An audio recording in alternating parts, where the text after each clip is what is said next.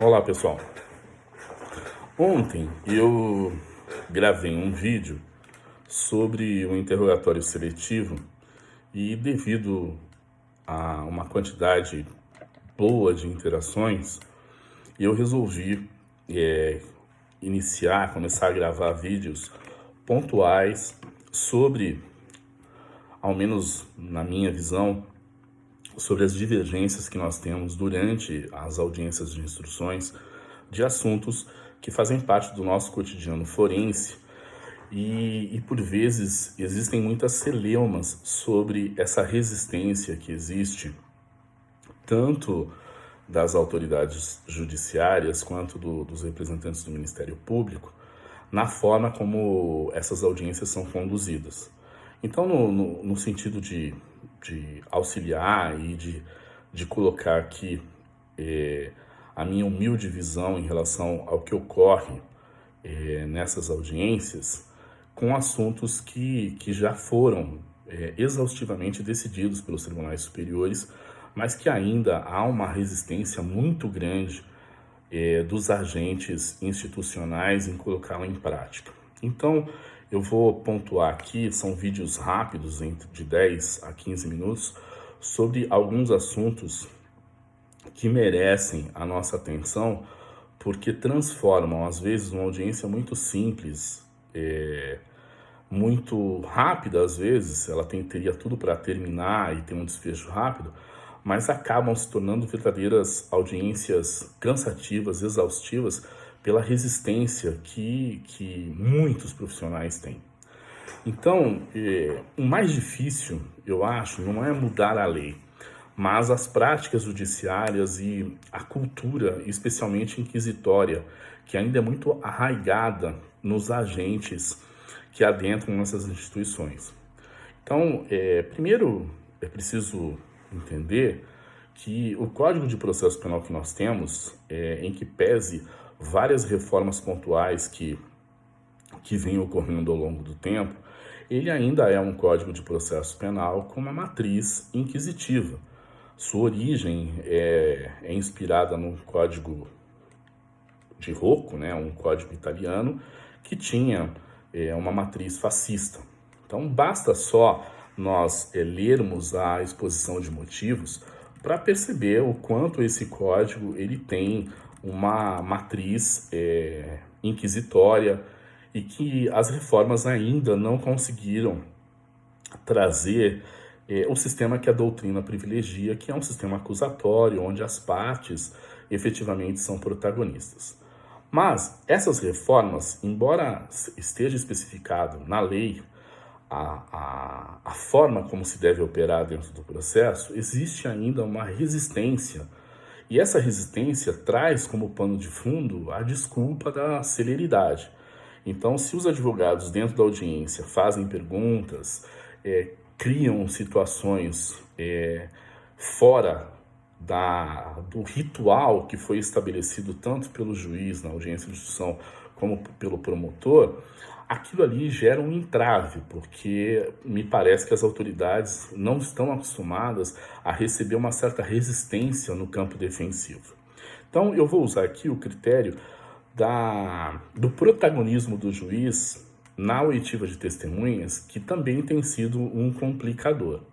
A lei, no artigo 212, é clara no sentido de dizer que as perguntas são formuladas pelas partes diretamente e que o juiz, especificamente, apenas vai complementar. A função do juiz nessa situação não é de protagonista, e sim de fiscal, para evitar que uma parte ou outra, tanto a defesa quanto o Ministério Público, esteja induzindo a testemunha, coagindo a testemunha, e, ao final, o juiz complementa as perguntas que não foram elaboradas, que o traz dúvida na sua decisão.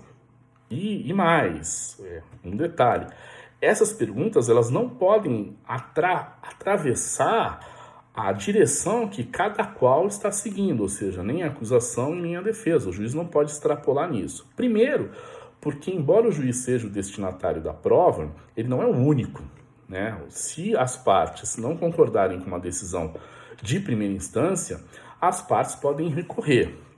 O segundo ponto é que os advogados ou o Ministério Público, as partes que são protagonistas, efetivamente, que a lei enaltece isso, estão ali trazendo, convalidando os elementos de informação que foram colhidos na investigação, tanto na investigação institucional, quanto na investigação defensiva. Quando o juiz, por medo de perder a autoridade da audiência, não faz com que as partes sejam protagonistas, o juiz acaba invadindo os elementos de informação que são trazidos para serem convalidados ou contraditados e acaba avançando e acaba ferindo a dialética processual. Primeiro porque o Ministério Público pode estar ali e não vai querer fazer determinada pergunta porque ele não quer avançar na investigação de outros elementos que estão envolvidos. Ou seja, o juiz pode estar afetando inclusive a investigação. O segundo ponto é que se o juiz avança nessas perguntas, a defesa pode estar protegendo o réu que está sendo ameaçado dentro do sistema de justiça criminal, pode estar protegendo a família do réu que está sendo ameaçada, então o juiz não pode avançar nesse sentido. Embora a prova esteja sendo produzida para ele, naquele primeiro momento, ele não pode avançar. Então, me parece que essas divergências que ocorrem na audiência de instrução, ou aquele que preside a audiência não tem experiência, ou se ele tem experiência, ele não está levando em consideração as facções criminosas, o sistema prisional, e está desrespeitando efetivamente tanto a acusação, no sentido da sua investigação, quanto está desrespeitando o contrato de prestação de serviço que o advogado tem com o seu cliente. Então é preciso que essas autoridades que presidem a audiência entendam efetivamente que o advogado tem um contrato de prestação de serviços com o cliente que está ali. Então, da mesma forma que esses atores judiciais exigem que o advogado tenha respeito dentro da audiência pela autoridade judicial, pelo membro do Ministério Público, é preciso que a instituição, o Poder Judiciário, a instituição, o Ministério Público, respeite o advogado, não no sentido só efetivo de urbanidade que está previsto na lei, mas o respeito aqui ao contrato de prestação de serviço que esse advogado está exercendo ali. Não só o munus público, que a defesa exerce, como essencial à justiça, mas um contrato particular que ele tem com o acusado que está ali. Essa falta de respeito é evidente.